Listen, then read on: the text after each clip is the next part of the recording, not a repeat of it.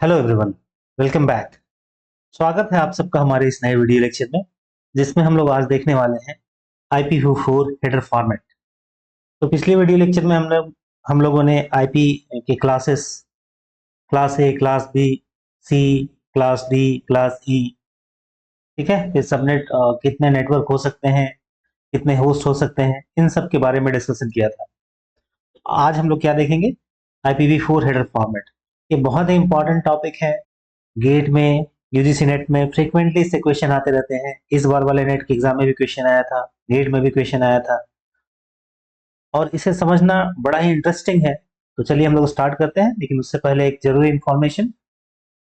हमारे जो नए बैचेस हैं यूजीसी नेट के लिए, गेट के लिए और CSIR नेट के लिए, ये स्टार्ट हो चुके हैं 1 जुलाई से। आप इन नंबर्स पे कांटेक्ट करके आप डिटेल पता कर सकते हैं। ये हमारे व्हाट्सएप नंबर भी हैं, और कुछ हमारे इस पे आप कांटेक्ट भी कर सकते हैं। ऑफलाइन बैचेस भोपाल के लिए, रांची सेंटर के लिए हैं, जबकि आप ऑनलाइन बैचेस हमारे ऐप के थ्रू कर सकते हैं। ठीक है, तो हमारा आज का टॉपिक है IPv4 हेडर फॉर्मेट। तो क्योंकि ये थोड़ा सा आपको समझने वाला है, तो हम लोग क्या करेंगे, पहले इसके इंपॉर्टेंट चीजों को समझेंगे। अब देखिए, IPv4 का मतलब क्या हो गया? Internet protocol version 4। Internet protocol, और V4 का मतलब क्या है? वर्जन 4। हमने ये सब डिस्कस कर लिया था पिछले क्लास में। ठीक है, अब यहाँ जो है,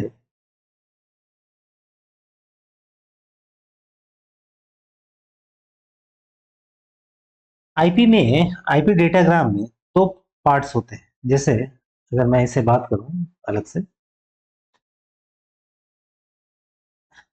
ये जो है एक लिफाफा है, ठीक है ना, मान लीजिए। अब इसे किसी को आपको सेंड करना होता है, तो आपको लिखना पड़ता है इसे टू, जो पाने वाला व्यक्ति है उसका नाम, उसका पूरा एड्रेस, पिन कोड, मतलब कोई एम्बिग्यूटी ना हो और उसको ये लेटर जो है डिलीवर हो जाए। दूसरा क्या है, अगर आप इसमें फ्रॉम नहीं लिखेंगे तो आगे चल के प्रॉब्लम हो सकती है। क्यों? हो सकता है इसको डिलीवरी ना मिले, उसका एड्रेस बदल गया हो, वो आदमी वहां ना हो, तो फिर ये लेटर जो है, अगर उसे डिलीवर नहीं हुआ तो इसे वापस जो सेंडर है उसके पास लौट आना चाहिए। ठीक है, अब अगर हम इसे आईपी डेटाग्राम के फॉर्मेट में बात करें, तो इसमें दो पार्ट होते हैं। एक हमारा हेडर है। हेडर वही है, यहाँ जो हमारा एड्रेस है टू का, और ये फ्रॉम का, ये है, समझिए कि हेडर है, पूरा एड्रेस मिला के। इसमें सारे जरूरी इंफॉर्मेशन होंगी जो इस आईपी डेटाग्राम को अपने डेस्टिनेशन तक पहुंचा सके। एक्चुअल में जो लेटर है वो कहाँ होगा? इसके अंदर, जिसमें आप एक चिट्ठी रखेंगे। और हमारे जमाने में ऐसे ही चलता था, अब तो खैर इसका कल्चर ही खत्म हो गया। ठीक है, अब इसमें क्या होगा? सेम उसी तरह जो हमारा पेलोड होगा, पेलोड में क्या है? एक्चुअल मैसेजेस होंगे। ठीक है, तो पेलोड से यहाँ मतलब नहीं है, क्योंकि डेटा जो है ना, ये अलग अलग चीजें हो सकती है, लेकिन हेडर का एक स्टैंडर्ड फॉर्मेट है। अगर आप इस फॉर्मेट में नहीं लिखेंगे तो जो पोस्टमैन है उसे दिक्कत होगी, वो पहुंचा नहीं पाएगा। ठीक है, और अगर आप रजिस्टर्ड पोस्ट कर रहे हैं तो जो रजिस्ट्री करने वाला पर्सन है पोस्ट ऑफिस में, वो उसे एक्सेप्ट ही नहीं करेगा, बोलेगा इसको आप ठीक करिए। तो यहाँ हमारा डिस्कशन किसको में है? आईपी हेडर फॉर्मेट के बारे में। तो चलिए हम लोग स्टार्ट करते हैं। देखिए, आईपी हेडर फॉर्मेट जो है, स्पेशली जब IPv4 की बात करें, तो इसमें दो पार्ट होते हैं। अगर मोटा मोटी बोले तो एक पार्ट जो है ना, वो फिक्स होता है,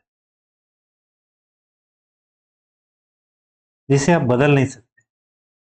ठीक है, यहां से यहां तक ये 32 बिट्स का होता है, 32 बिट्स का। और बाइट में बोले तो 4 बाइट्स हो जाएगा, क्योंकि 8 बिट में 1 बाइट होता है। इसमें दो हिस्सा होता है। वो जो ये वाला पोर्शन है, ये फिक्स्ड पार्ट है, मतलब ये तो रहना ही रहना है। और ये जो है, ये वेरिएबल पार्ट है, ये हो सकता है, नहीं भी हो सकता है, छोटा हो सकता है, बड़ा हो सकता है, इसे आप यहाँ ऑप्शंस के नाम से बोलते हैं। ठीक है, और ये दिखने में कैसा होता है? तो देखिए, ये दिखने में कुछ ऐसा होगा। यहां से यहां तक ये 32 बिट्स है। ये जो पोर्शन है यहां से लेके यहां तक, ये फिक्स्ड है, ये होना ही होना है। और ये जो पार्ट है ये ऑप्शनल है। ठीक है, फिक्स पार्ट का लेंथ अगर आपसे पूछा जाए तो कितना है, तो देखिए ये 32 बिट्स है यहां से यहां तक। अगर बाइट के टर्म्स बोले तो 4 बाइट, तो एक में 4 बाइट, यहाँ 4 बाइट, यहाँ 4 बाइट, यहाँ 4 बाइट, 4 और 4, कितने हो गए? 4 5 जा 20। 20 बाइट जो है ये फिक्स है। और अगर बिट में बोलना चाहें तो 20 को अगर 8 से मल्टीप्लाई कर देंगे तो 160 बिट्स ये फिक्स्ड हैं, इसे आप घटा बढ़ा नहीं सकते। ये ऑप्शन वाला जो पार्ट है ये घट बढ़ सकता है। अब इसी पे न्यूमेरस कैलकुलेशन है, आप अगर देखेंगे ना तो एक एक बहुत ज्यादा कैलकुलेशन पे करने को आएंगे, तो अगर आपका ये समझा हुआ नहीं है तो फिर वो सॉल्व ही नहीं होगा। सबसे प्रॉब्लम वाली बात यही होती है।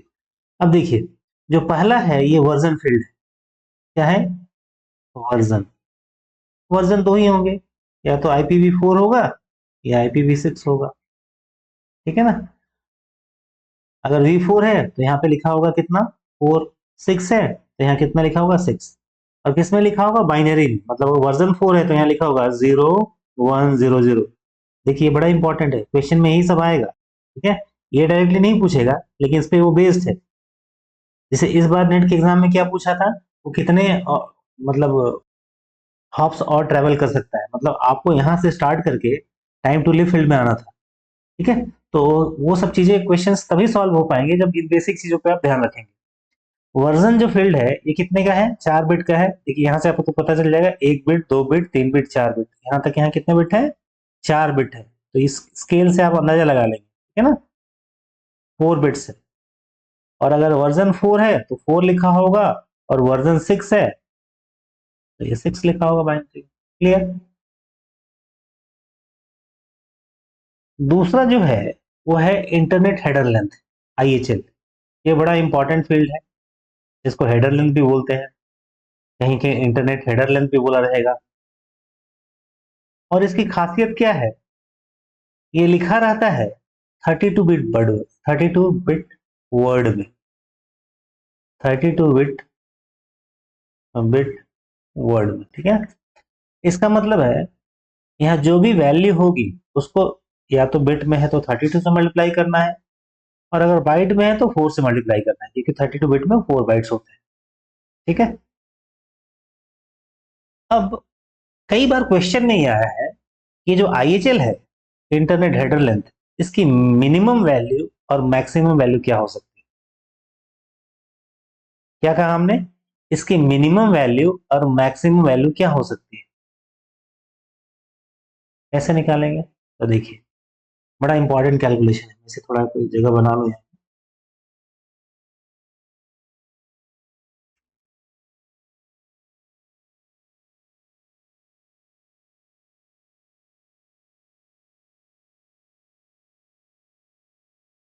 ये जो टॉपिक है बड़ा लेंथी टॉपिक है, तो एक से ज्यादा लेक्चर्स लगेंगे, लेकिन फिर भी हम लोग कोशिश करेंगे इसे जल्दी से कंप्लीट करें, कि इस पे क्वेश्चंस काफी आते हैं। नाउ, हमने क्या कहा?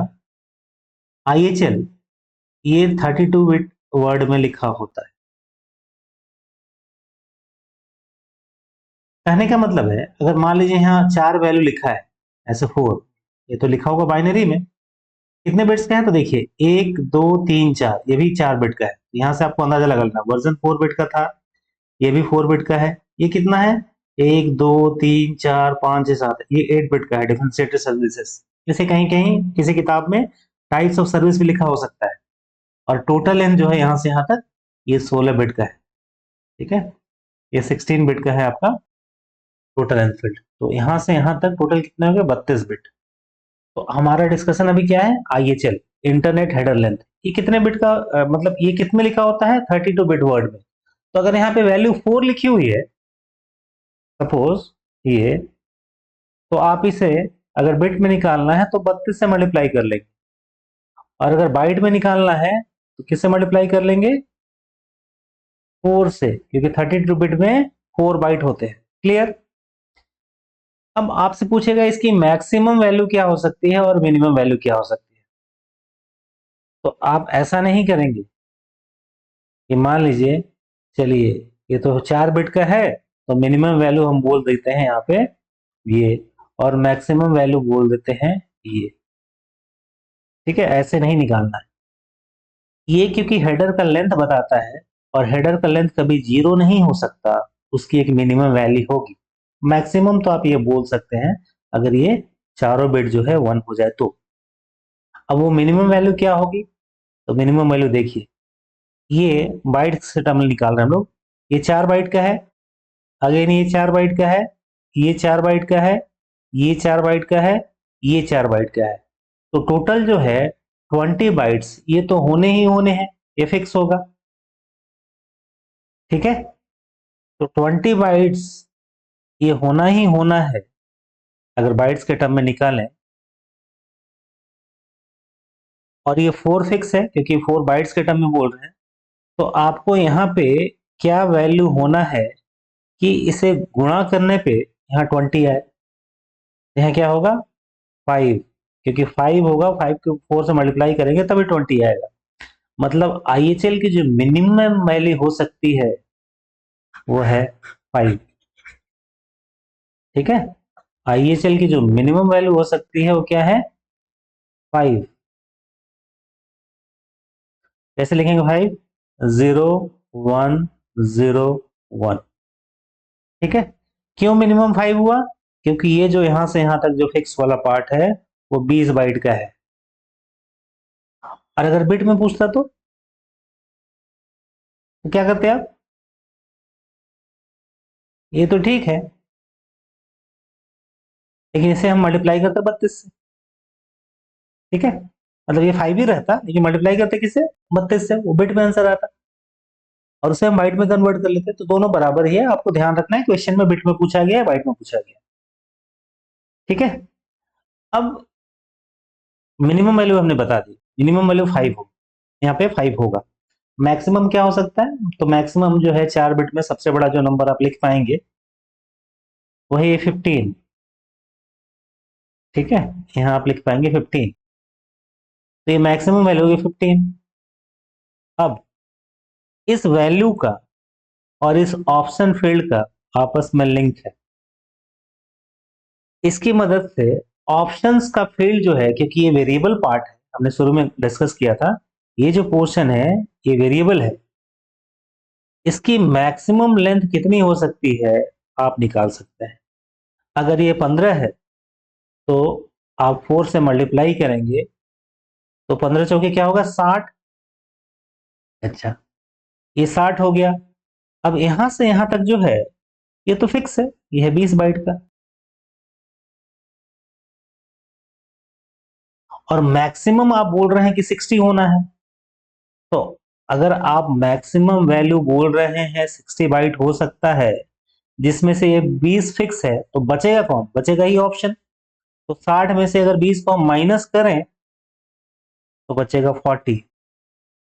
तो इस ऑप्शन जो वाला फील्ड है इसका जो मैक्सिमम लेंथ हो सकता है वो हो सकता है 40 बाइट्स।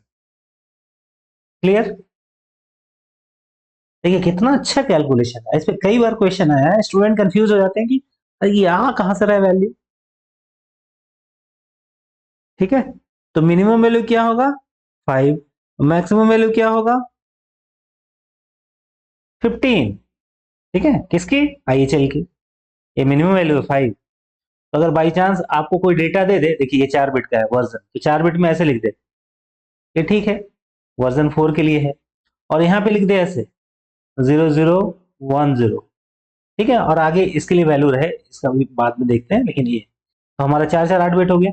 आप बोलेंगे यहाँ गड़बड़ हो चुका है, रास्ते में कोई एरर हो चुका है। क्यों? क्योंकि ये वैल्यू 5 से कम नहीं हो सकती, आप तो यहाँ 2 दिखा रहे हैं।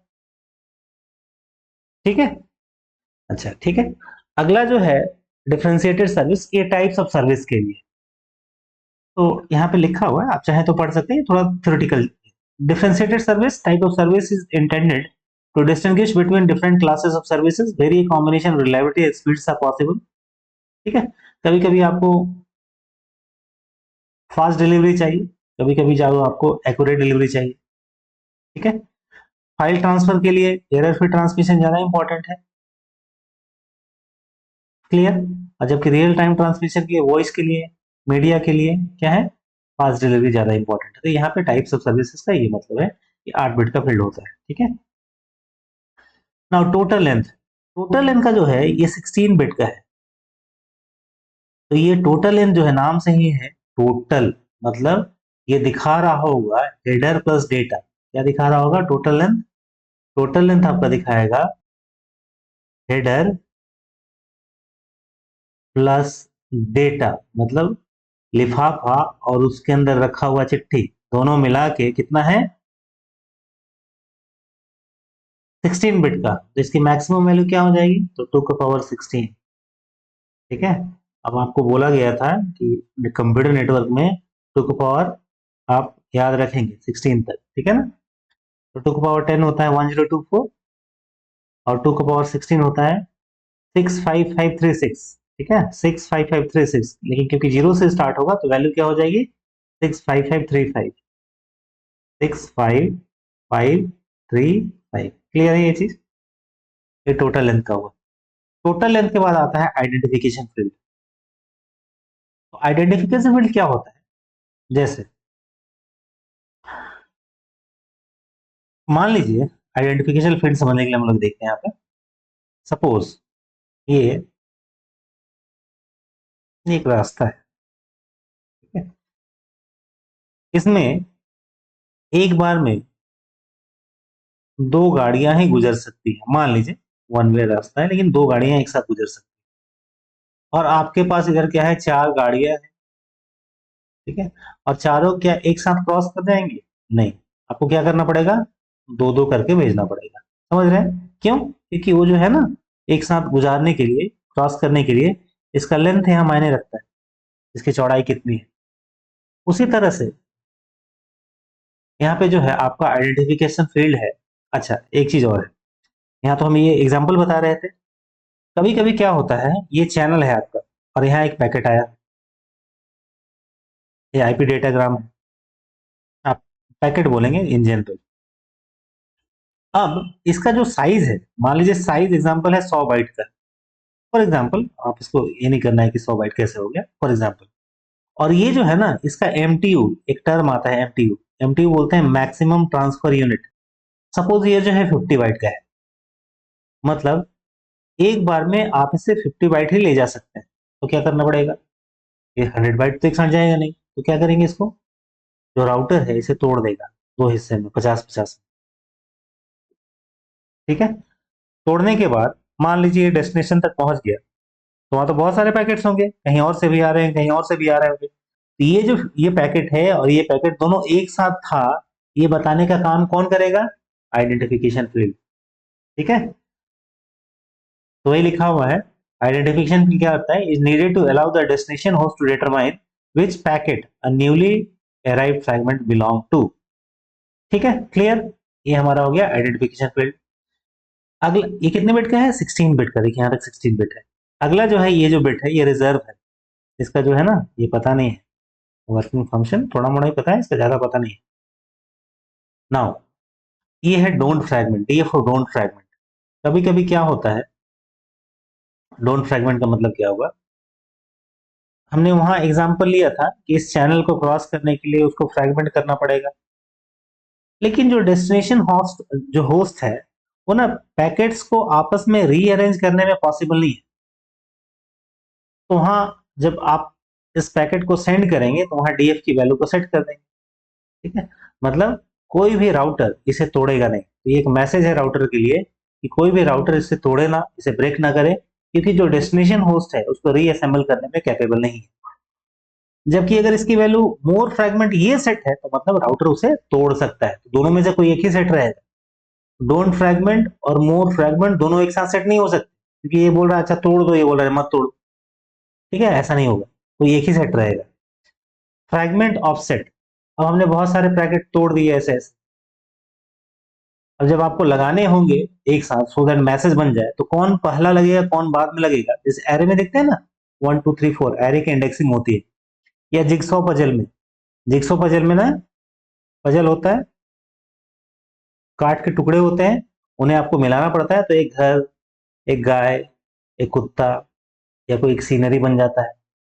तो उसके पीछे नंबर लिखा होता है कि अगर नंबर ना मिले तो आप आपस में उसको मिला लें। उसी तरह से फ्रैगमेंट ऑफसेट क्या बोलता है कि वो किस सीक्वेंस में है, वो फ्रैगमेंट जो है वो किस सीक्वेंस में है, ये आपको फ्रैगमेंट ऑफसेट बताता है। ठीक है। फिर है आपका टाइम टू लिव फील्ड, इसको बोलते हैं शॉर्ट में टीटीएल। अब देखिए टीटीएल फील्ड बड़ा इंटरेस्टिंग है, पहले इसका साइज देख लीजिए कितना है, ये 8 बाइट का है। ठीक है। तो टीटीएल फील्ड करता क्या है, TTL field time to live, ये क्या करेगा, हम लोग एक एग्जांपल से समझते हैं। जैसे एक छोटा बच्चा सुबह 10 बजे स्कूल के लिए जाता है डेली। ठीक है।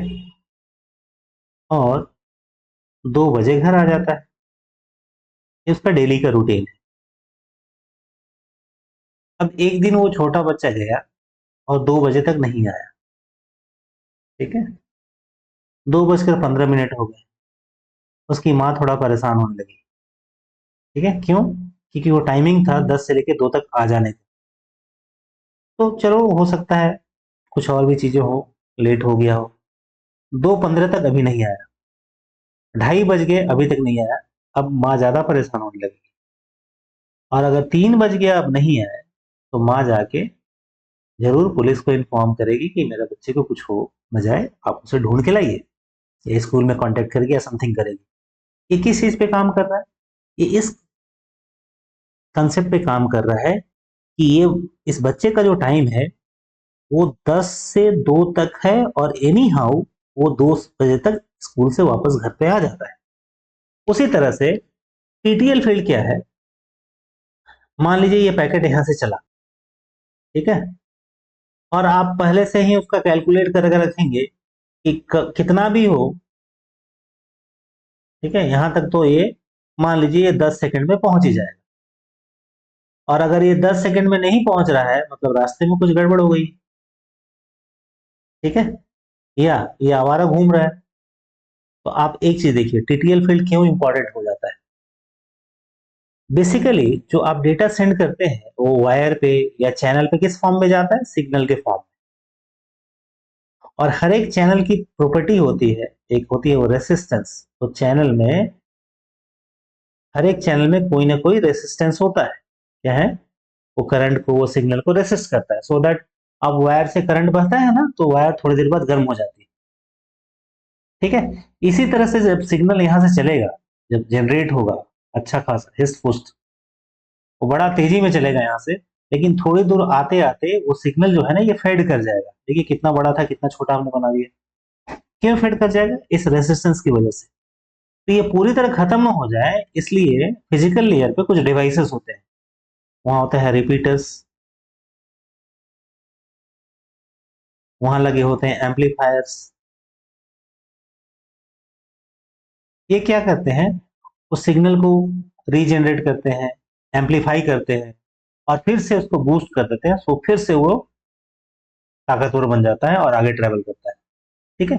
इस तरह से अगर कोई पैकेट आपने सेंड किया है सोर्स में, जो कि 10 सेकंड में नहीं पहुंचना था अपने डेस्टिनेशन तक, और वो नहीं पहुंचा, और वो इधर उधर टहल रहा है, इसका मतलब क्या है, उस कुछ प्रॉब्लम है, वो फालतू का इधर उधर घूम रहा है। तो उससे क्या होगा, उससे नुकसान ये होगा कि नेटवर्क में कंजेशन अननेसेसरी हो जाएगा, क्योंकि वो पैकेट अकेला तो नहीं है, network is a collection of devices. तो क्या हो जाएगा, internet is a collection of devices, वहां तो बहुत सारे नेटवर्क हैं, कंप्यूटर्स हैं, बहुत सारे होस्ट हैं, बहुत सारे अलग अलग डिवाइसेस हैं। ठीक है। इसलिए जब भी पैकेट यहां से भेजा जाएगा, हम टीटीएल की वैल्यू सेट कर देंगे, वो वैल्यू होगी 2 का पावर 8, मतलब 256। क्योंकि 256 जीरो से स्टार्ट होगा, तो जीरो से लेकर 255, मतलब सबसे बड़ी वैल्यू होगी 255। ठीक है।